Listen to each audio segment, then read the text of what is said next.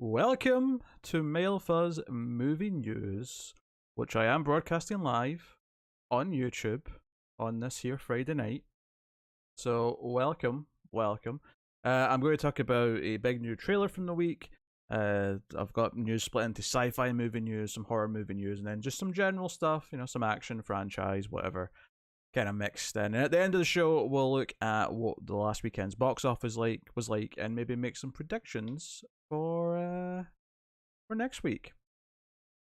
So very good. And I'm realizing as I say that I made predictions last week, and I don't know if. Oh no, I did write down. Oh, I did. They're on the document. Oh, good.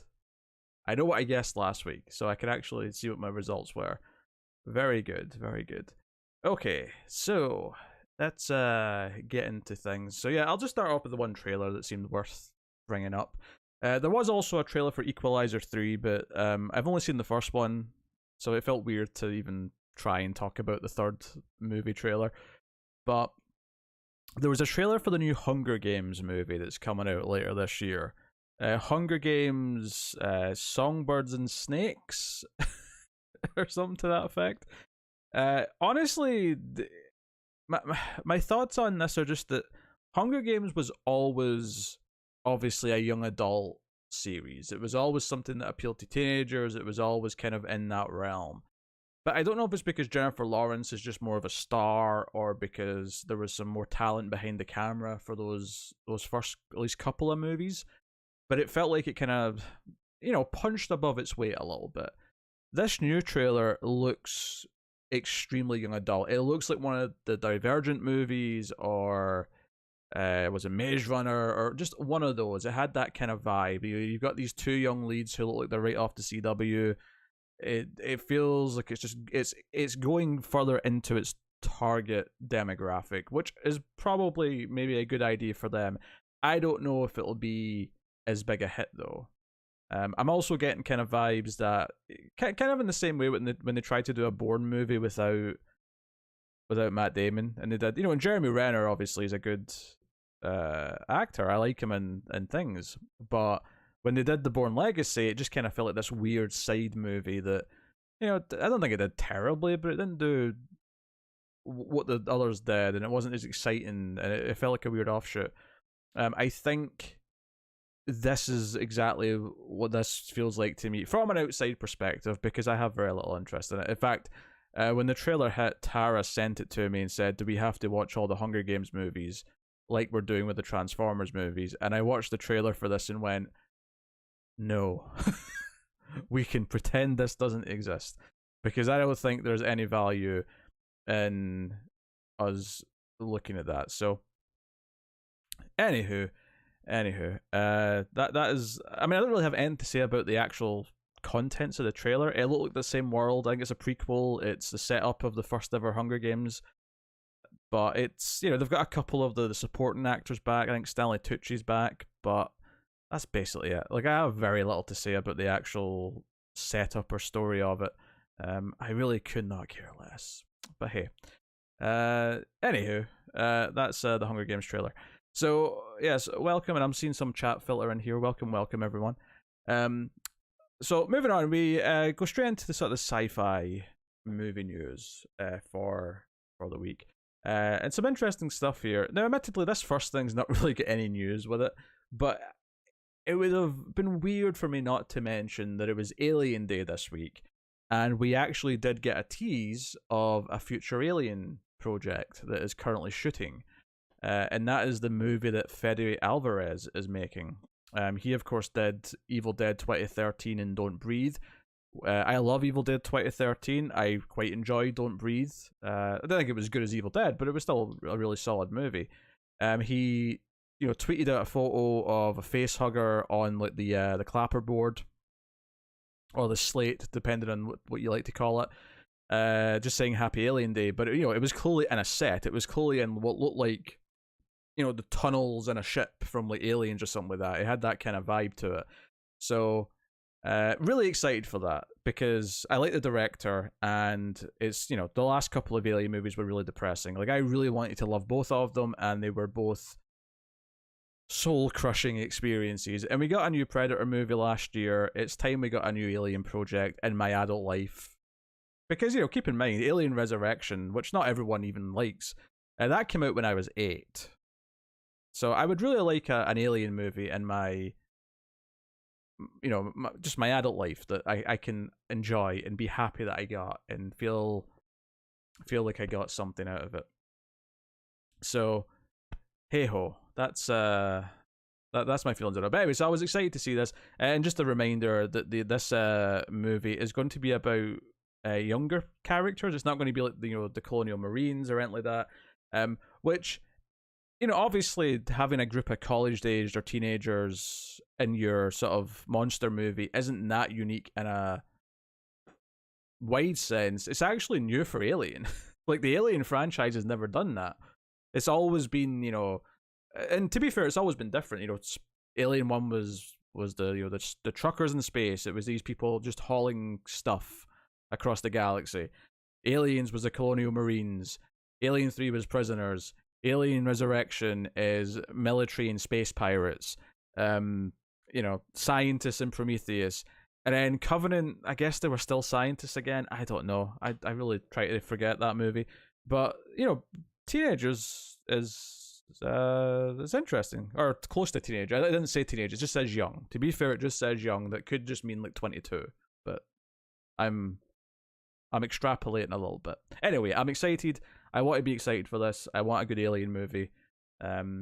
Would I have loved Neil Blomkamp's sequel to Aliens that we almost got a few years ago? Yes, I would have. But I'll take the director of Evil Dead 2013 doing an Alien movie. Absolutely. Give it to me. And for people in chat, there'll be some Transformers talk later, don't worry. In fact, we're on Transformers talk now. I didn't realize this was next.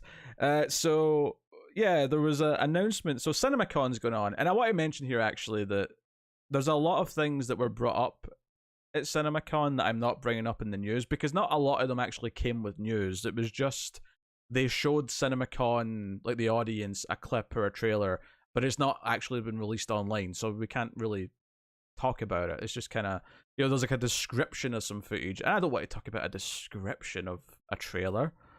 It's boring. But anyway, we did get news for next year's Transformers movie. So of course we're getting one in just over a month's time now.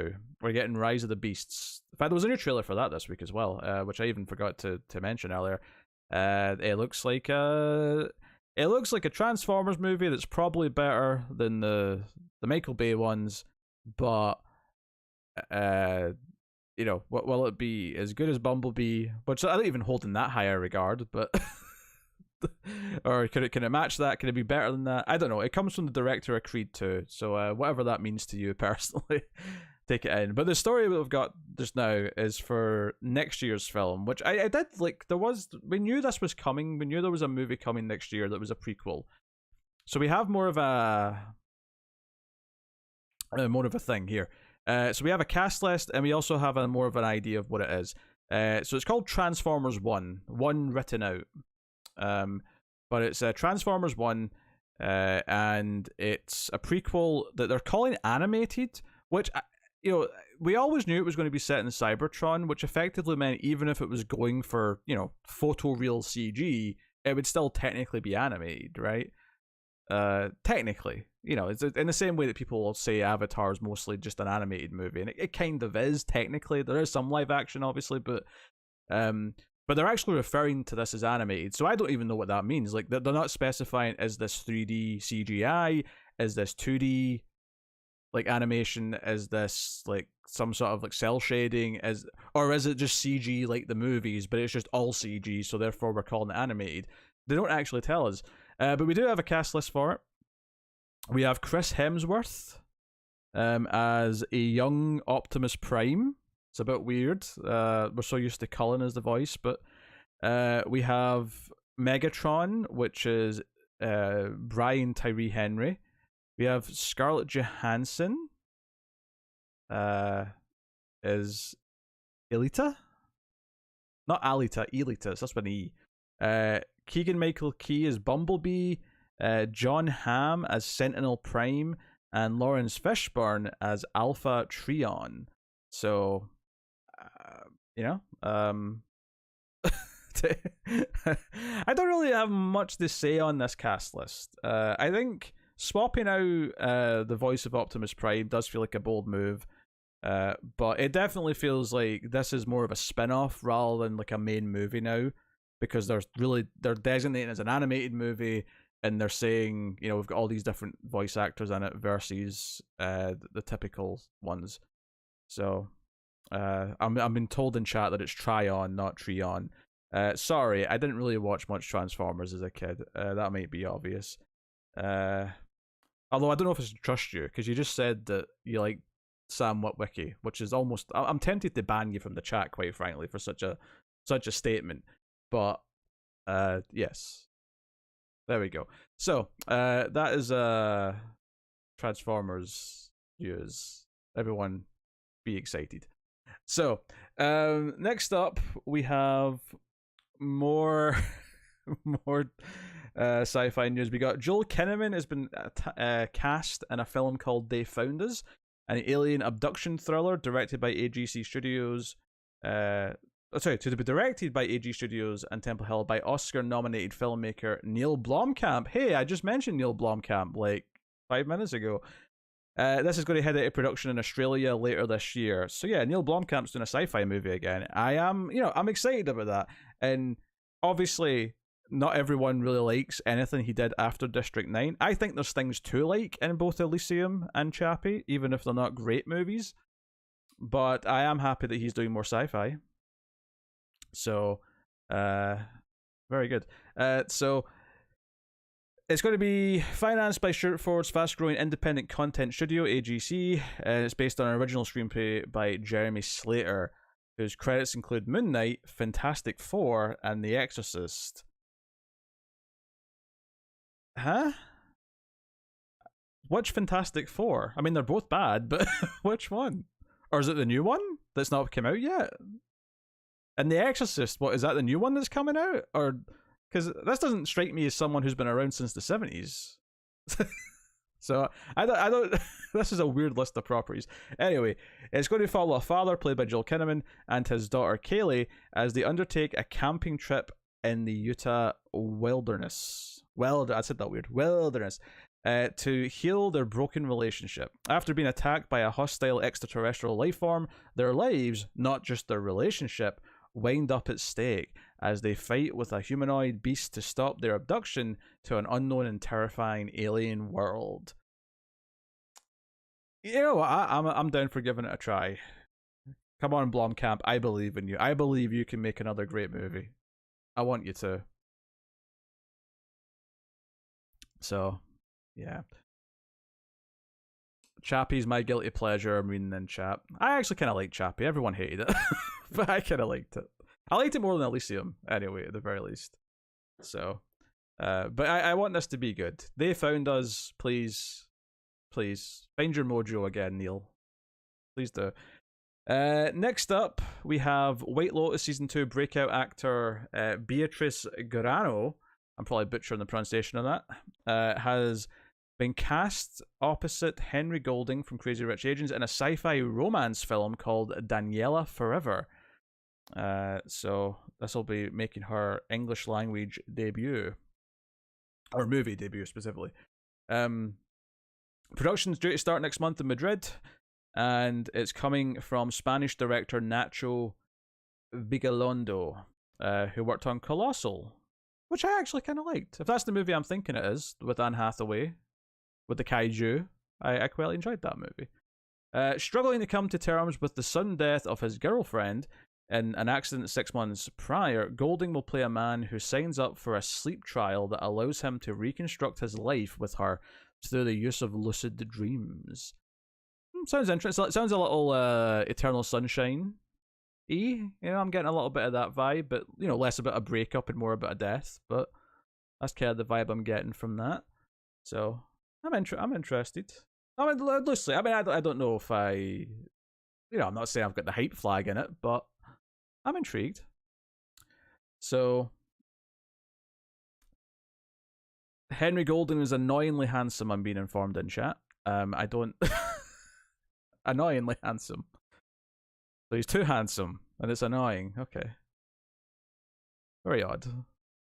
All right, Bleecker Street has picked up the North American rights to a sci-fi comedy called Jules, which stars Academy Award winner Ben Kingsley and Emmy nominee Harriet Sampson Harris for Licorice Pizza, and two-time Emmy winner Jane Curtin from Third Rock from the Sun. So this is going to be getting a theatrical release on August 11th. It's directed by Mark Turteltaub and written by Gavin Steckler. Jules tells the story of Milton, who lives a quiet life of routine in a small western Pennsylvania town, but finds his day upended when a UFO and its extraterrestrial passenger crash in his backyard. Before long, Milton develops a close relationship with the extraterrestrial he calls Jules. Things become complicated when two neighbors, played by the other actors mentioned, discover Jules, and the government quickly closes in, and the three neighbors ultimately going on to find meaning and connection later in life thanks to this unlikely stranger. So yeah, all three of the leads are all pretty old. So it's going for this kind of... Again, this reminds me... There was a movie with Frank Langella called... what was it called? But he got like a robot like helper. And it's about his friendship with this robot that's helping him because he's getting old and he can't really look after himself anymore. I want to say it was called something like I Am Frank or something like that. It was something like that. But I'm getting that kind of vibe from this again, that it's like, you know, these older characters who are at the end of their road and they form this kind of adorable friendship, in this case with an alien rather than a robot. Robot and Frank, thank you, chat. I was close. So... yeah, I'm getting that kind of vibe from this. Kind of lighthearted, but with kind of a bit of a sweetness to it. So that's what I'm getting from it. So, cool. And then our last up in our sci-fi section here, William Sleater's eerie dystopian 1974 young adult science fiction novel House of Stars is getting adapted. Before I Awaken Dr. Sleep actor Jacob Tremblay is going to star, with Wee Ding Ho from Terrorizers is going to direct. So, taking place in the near future, the dystopian genre film follows 5 16-year-old orphans who wake up to find themselves in a strange building with no walls, no ceiling, and no floor. I'm having a hard time visualizing that, but okay. Nothing but endless flights of stairs leading in every direction. Oh, okay. Now I can visualize it. So, seemingly infinite. To find an exit, the 5 teenagers must learn to deal with others' disparate personalities, the lack of privacy and comfort, their clear helplessness, and a machine that only feeds them under increasingly ominous situations. This is sounding like Cube, but with stairs, which is... It's an interesting pitch. It's like Cube, but instead of cubes, it's just stairs. It's like that scene in Harry Potter where all the staircases moving around, but it's them trying to find their way out. There's something to that, right? I could see it. So, it should be interesting. But yes, lots of stairs. So that's called House of Stairs, specifically. Not lots of stairs. I just said it was lots of stairs. It's called House of Stairs. It sounds like a big house by the sounds of it. So we'll move on to the horror section now. Over here, let me just click on things. Okay. So yeah, the horror section will kick off with it's just a title, really. They showed some footage at CinemaCon, but we have a title for the new Exorcist film that's coming in October. From David Gordon Green, who of course delivered to us that exceptional roller coaster ride of Halloween movies that just came out. So this is now called The Exorcist Believer, and it is being billed as a sequel to the original. So they're doing the they're doing the Halloween thing as well, I suppose, because Halloween 2018 was a sequel to the original. But the first thing this makes me think of now is Texas Chainsaw, because Texas Chainsaw has done this a couple of times, where it's a sequel, but only to the original. We're ignoring all the other sequels. But Halloween's also done it a couple of times, so it's just one of those things they do. It's like we want to ignore the continuity and all those bad sequels. We're just going to sequelize the first one. So there we go. But yeah, I don't know. I know they've got Bernstein back. I think Linda Blair's back in it as well. So they're doing a bunch of stuff. We'll see how it goes. I mean, obviously, The Exorcist is a very well made film. I don't love it as much as some other big horror movies. So we'll see what they pull off with it. I just hope it's not just a nostalgia. It's going to feel weird if we get a nostalgia movie for Exorcist. Like, the tone of The Exorcist just does not lend itself to nostalgia. It's a cold, dark, desolate thing. I don't know, it's weird. And then similarly, we've got a title reveal for another sequel, which is the fourth Conjuring movie. So they're developing a TV show as well, but they also announced this week that there's going to be a fourth movie, and it is officially titled The Conjuring Last Rites. So we're sticking with subtitles, like the third movie, which was obviously Conjuring The Devil Made Me Do It. Which is fine, because at least it's switched now permanently. If they go back to numbering, I'll be even more mad. They should never have left numbering. It should have just been 3 and 4. But, you know, like, at least if you've changed, then stick to the change, you know, is my... Yeah, I don't know. I hope it's good, obviously. The last one was very middling. There was a couple of things I liked about it, but for the most part, it was not good. It was pretty rough going. I really liked the first two, especially the second one, but the third one was not it.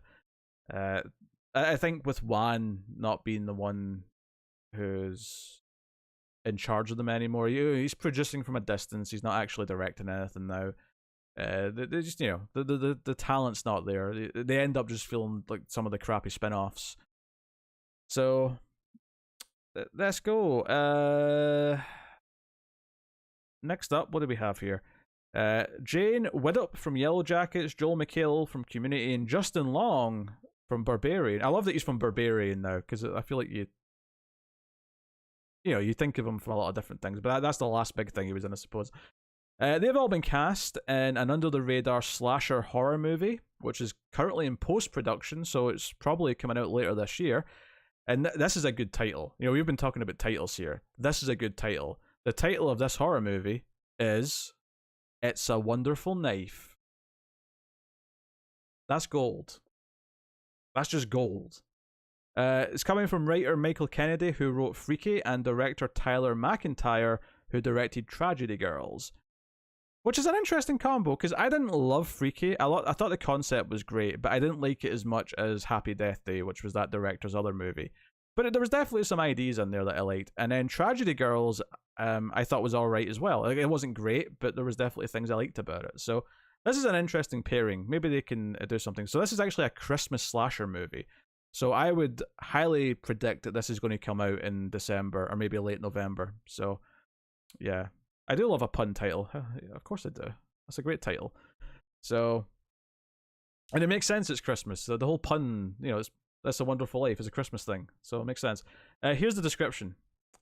Anyway, set in the idyllic Angel Falls, a year after saving her town from a psychotic killer on Christmas Eve, Winnie Carruthers' life is less than wonderful. But when she wishes she'd never been born, she finds herself in a nightmare parallel universe and discovers that without her, things could be much, much worse.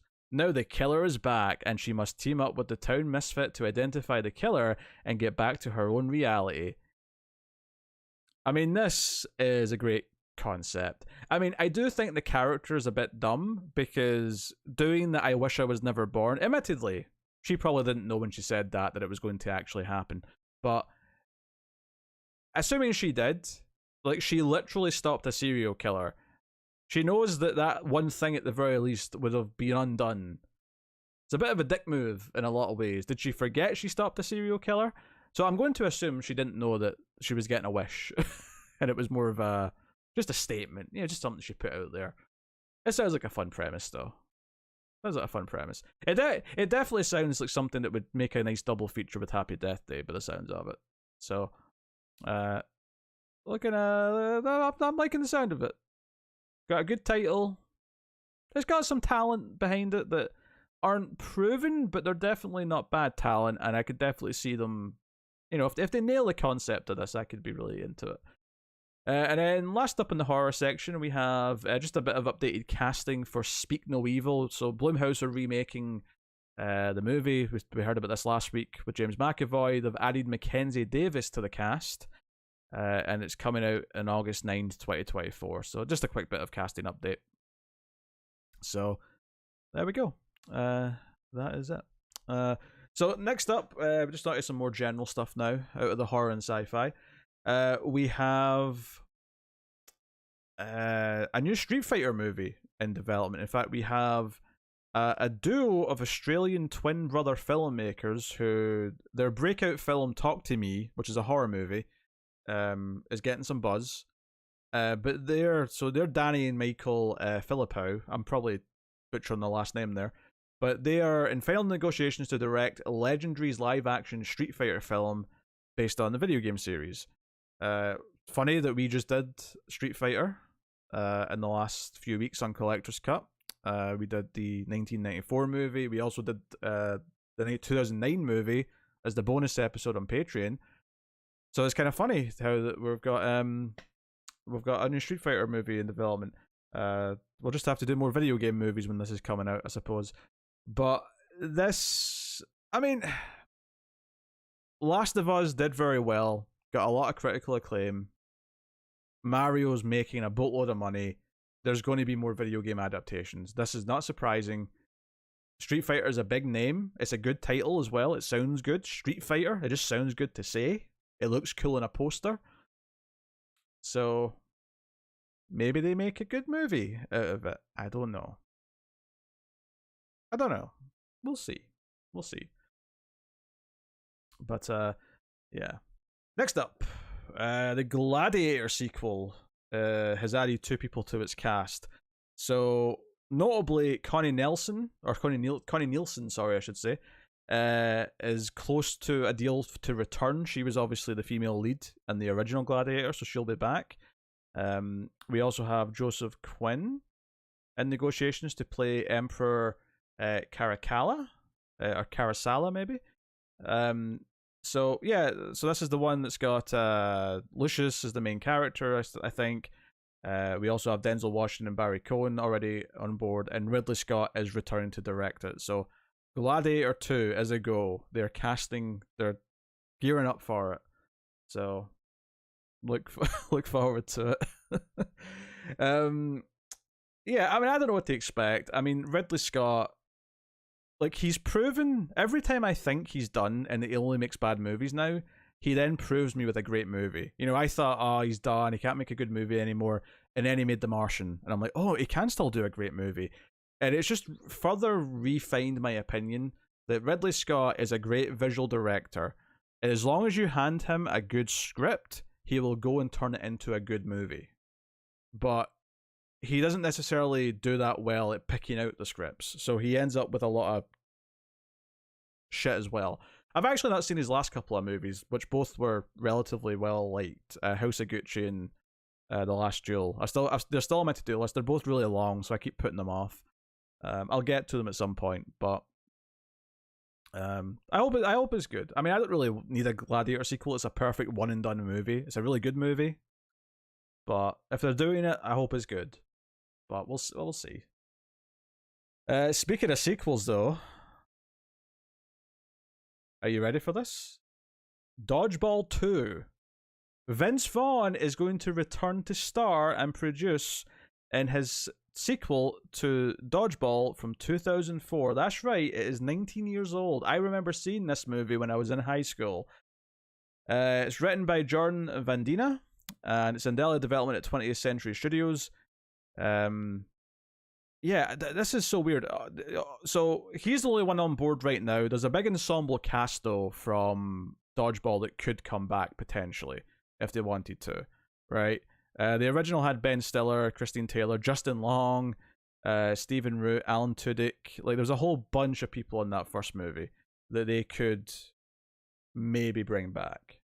If you know, maybe not all of them, but some of them could be. Like, yeah, maybe Ben Stiller doesn't want to come back because he's the biggest star, but a lot of those other names, like, they're probably be quite happy to get the payday and come back. So I don't know. This is so weird because I actually did quite like Dodgeball because it came out at the same time as Anchorman, and I thought Anchorman was really unfunny. Like everyone was hyping up Anchorman, and I was just bored watching Anchorman. I thought Dodgeball was way funnier at the time in 2004. It's been a long time since I watched it, but if you can dodge a wrench, you can dodge a ball is one of the funniest moments I remember in a movie from that time period in my life. Like I howled at that. So it could be good. I don't necessarily even particularly like Vince Vaughn. He's just kind of he's Vince Vaughn, and that's kind of it. But yeah, I don't know. I comedies that get sequels much later, like the sequels usually suck. Like, is there any good ones? Hell, I mentioned Anchorman. Did anyone like Anchorman 2? Did anyone like the Dumb and Dumber sequel that eventually happened with the two leads? Did anyone like... I feel like every single comedy that gets a sequel a decade or 2 decades later, like, everyone just, like, wants to forget it exists, like, immediately. So, yeah, I don't know. I'm upsetting people in chat with my Anchorman opinions, but I don't know. I thought it was shit. I'm sorry. I thought Will Ferrell is just not funny. Will Ferrell is one of the most unfunny people in Hollywood. Like he's painfully just like I get like cringed just from him trying to be funny. It's just it's wild. Ah dear. Anyway, oh no, I'm getting also confirmation that Anchorman 2 did in fact suck. So there we go. Yeah, it seems to be the trend. Like I can't think of any comedies that came back much later and people like the sequel. So yeah, I'd be very trepidatious with that one. Next up, Harrison Ford has said that he will not play Indiana Jones again. That Dial of Destiny, which is out in in June, will be his last time. He's not going to be in the TV show that's in development if it actually happens, because it's early days yet. But he's like, nope, I'm done. This is my last. This is my send-off. And while obviously actors sometimes say these things, and you always want to say never, he is pretty old. I feel like it's quite believable at this point that he's probably done after this. I don't think it's going to be much of a stretch. In the same way, just this week for Alien Day, like Sigourney Weaver was been asked about being Ripley once more, and she was like, nah, that ship sailed. Like, she was on board for the Neil Blomkamp movie that she wanted. She actually, this is the sad thing, she wanted to do that movie, which was just part of why it was exciting, because she was notoriously quite strict about accepting Ripley roles after 3 and 4. So, but hey, not a surprise. That's fine. Yeah. Some might argue that he's pushing it, even doing Indiana Jones now, or even when we did Kingdom of the Crystal Skull like 15 years ago. So I think this is okay. He can retire. It's fine. Next up, Kraven the Hunter, the Sony Spider-Man universe movie starring Aaron Taylor Johnson. Basically, they just confirmed this week that it's going to be rated R. Not a surprise, I guess. But yeah, I could not, like, honestly, Morbius, Kraven the Hunter, Venom, like, I could not care about all these like weird forced Spider-Man spin-off movies that aren't even connected to Spider-Man. They're just there on their own. So there we go. Next up, New Regency is adapting Pulitzer Prize winning Cormac McCarthy's novel Blood Meridian, which is considered one of the greatest works of American literature. They're developing it into a film, and they've got John Hillcoat set to direct it. Now, this is actually quite interesting because I actually really like a movie that's paired those two things together before. I'm a big fan of The Road. I've never read the book, but the book was by Cormac McCarthy, and John Hillcoat directed the movie. That came out in 2009. And it's a really bleak, post-apocalypse sci-fi movie. But it's really good stuff. I really liked it, starring Viggo Mortensen. And Cormac McCarthy also wrote the book that got turned into No Country for Old Men, which is also a great movie. So some of this stuff's been adapted into quality film, right? So we've got this director back. we've got another novel that's widely regarded as fantastic. So they're working on this. This should be cool. Here's the description from this article. Published in 1985, the novel is an epic tale of the violence and depravity that attended America's westward expansion, brilliantly subverting the conventions of the Western novel and the mythology of the Wild West. Based on historical events that took place on the Texas-Mexico border in the 1850s, it traces the fortunes of the kid, a 14-year-old Tennessean, who stumbles into a nightmarish world where Indians are being murdered and the market for their scalps is thriving. It sounds just as bleak as The Road, based on that description, but honestly, bleak sounds like what I want from this this writer's source work. So, I'm sure. I'm into this. This is like I know very little about it, but the names are enough that I'm like, yeah, give it to me. I'm on board. Very good. Next up, John Krasinski has revealed more cast for his upcoming family comedy, which I think is like partly animated. It's like a hybrid movie.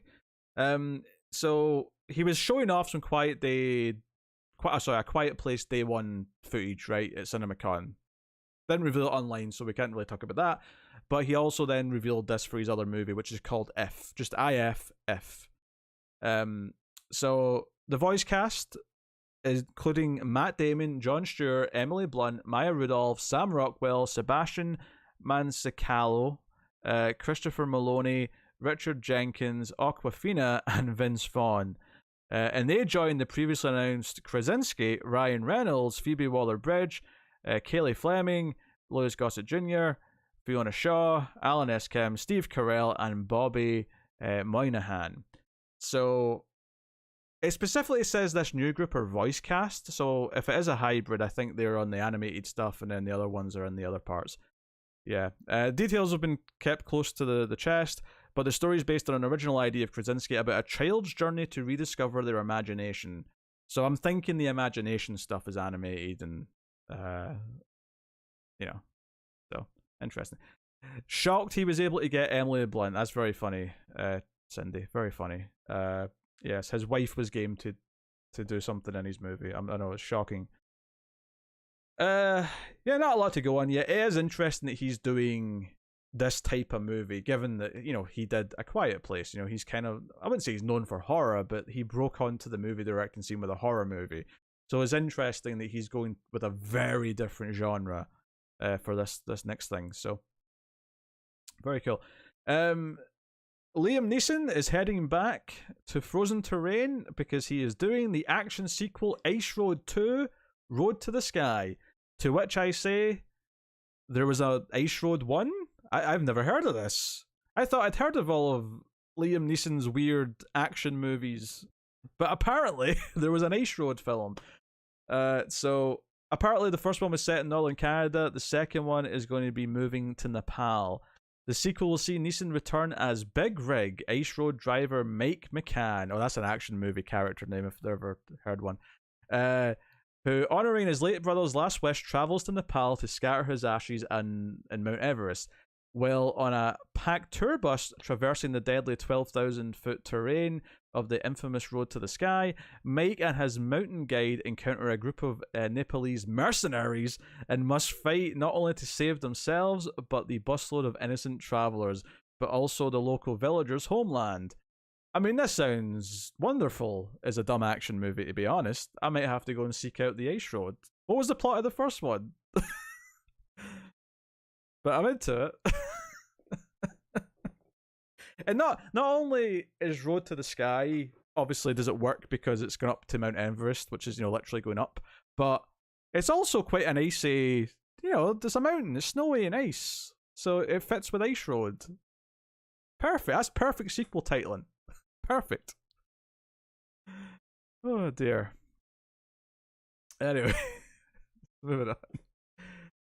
Arnold Schwarzenegger is coming back for a movie after a 4-year hiatus with an action thriller called Breakout, which they're launching at the Cannes market, or ahead of the Cannes market. So Scott Waugh? His last name is Waugh. Waugh. Waugh? What is it good for? Absolutely nothing? I don't know how to pronounce his name. He apparently directed Expendables 4, which is coming out later this year. But he's going to direct this, which will see Arnie take on the lead role of Terry Reynolds. When his stepson is framed and sentenced to 25 years in a foreign country, Reynolds makes a daring jailbreak to save him and must overcome an overzealous prison warden in a race against time to avoid capture and flee the country. So, it's so weird because he was in that movie with Stallone that was about breaking out of a prison as well. I feel like Arnold could easily do like a typical action movie and it would be a nice nostalgia trip for people who grew up watching Arnold films. But he keeps taking these weird, kind of more, I don't know, non-fun projects. Like, just do a Commando-style movie. F it. Like, I feel like that's what Arnold fans just kind of want to see one last time. But he keeps doing, like, Prison Break movies and stuff like that. So, I don't know. Really weird. I clearly said Terry Reynolds, chat, but thank you very much. Alright, next up, James McAvoy is going to star in a film called Control, a high-concept action thriller that will be directed by Red director Robert Schwenke, and it is coming from Studio Canal and the Picture Company. This does not appear to have any relation to the video game Control. I know we're talking a lot about adapting video games recently, but this is just the same name by coincidence. Control is adapted from the award-winning podcast, so not video game, podcast Shipworm from Zach Ackers and Skip Bronke. Skip Bronke? What a weird name.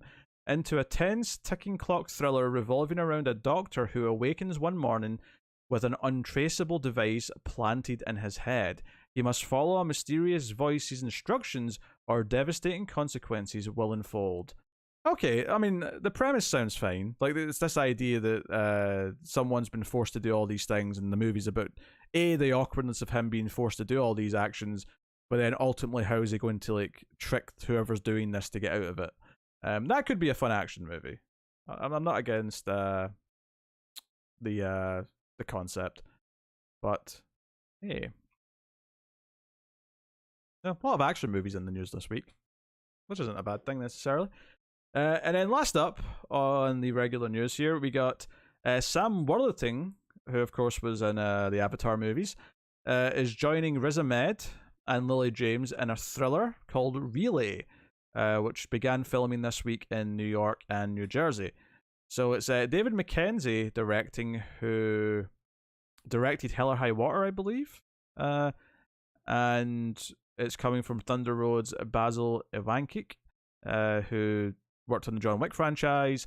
So, yeah, and really, Ahmed will play Ash, a world-class fixer who specializes in brokering lucrative payoffs between corrupt corporations and the individuals who threaten their run.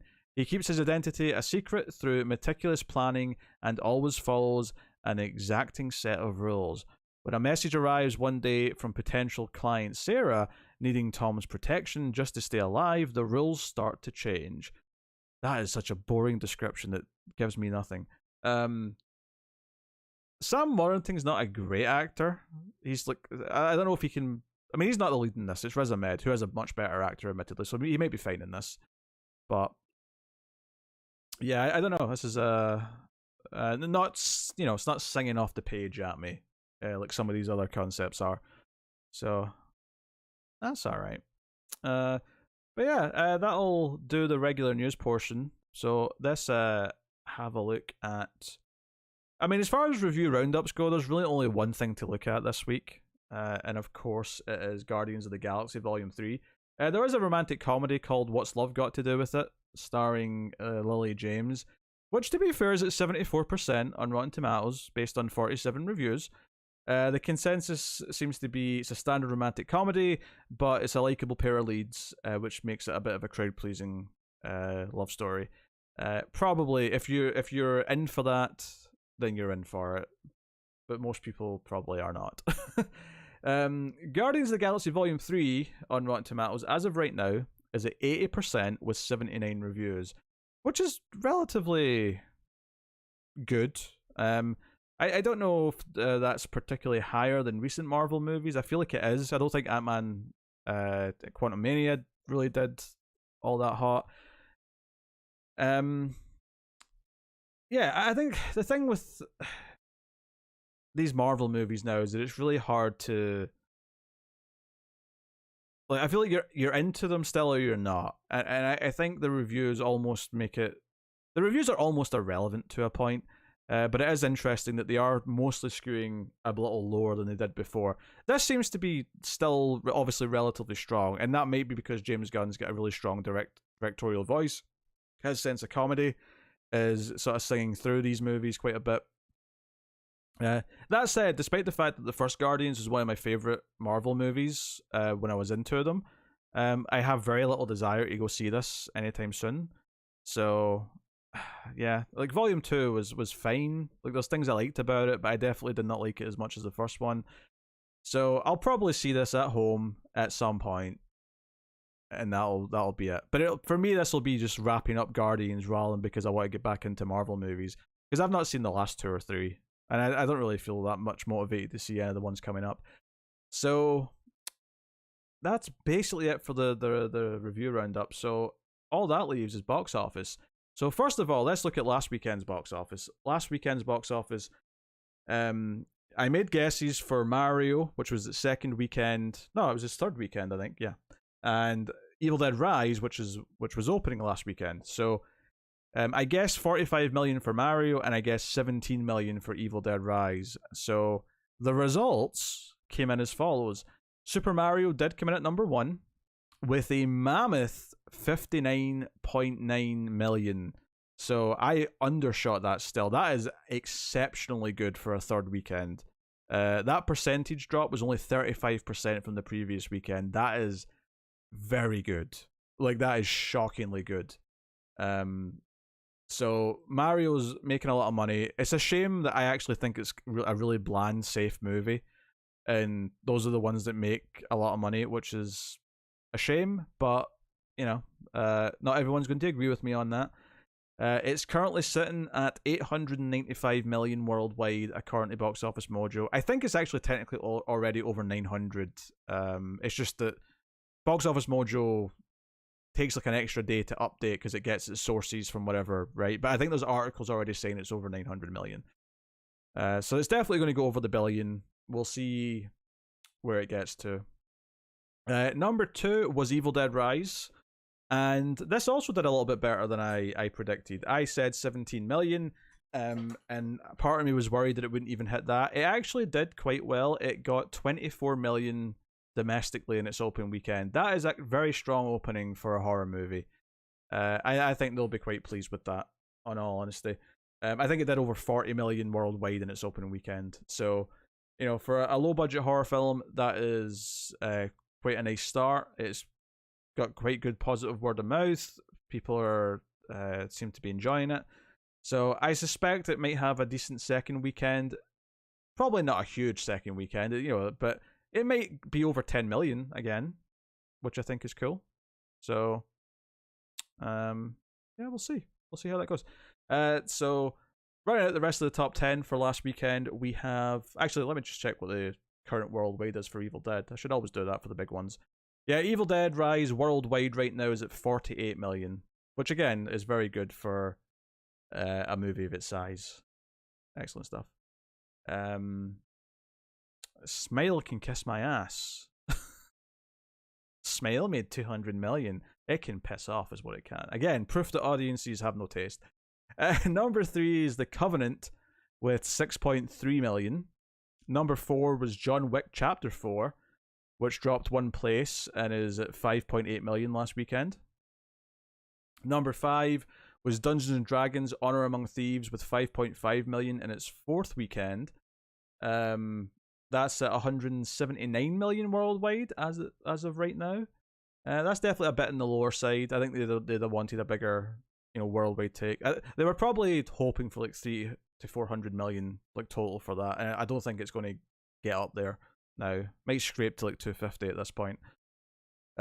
We have number 6 is Air with 5.4 million. Number 7 is The Pope's Exorcist with 3.4 million. Number 8 was Renfield, and its second weekend with 3.2 million, so that has not done well, and it looked very bad, so I'm not that upset about it. Number 9 is Beau is Afraid with 2.8 million, which is actually up from number 15 because it got a limited release and is kind of widened a little bit.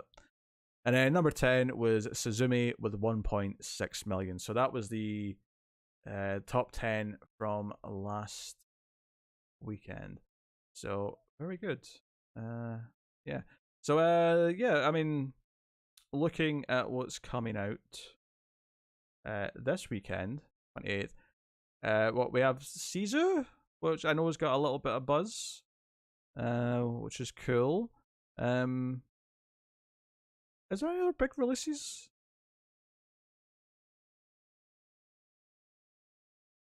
I don't think there is like any big, huge releases this week, is there?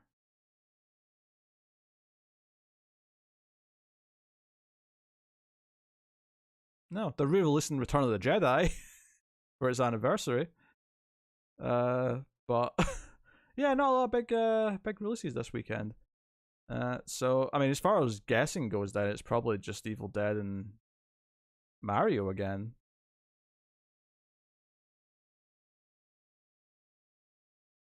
Yeah,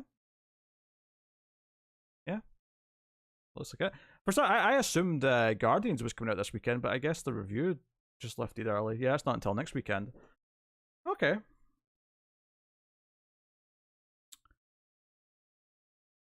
Okay, well, I think Evil Dead week 2, so it got 24 million.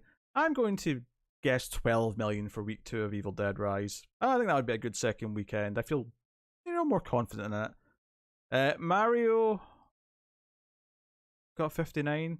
So I guessed 45 last week and it got 59. I think this time I'm going to lower my guess slightly to 40.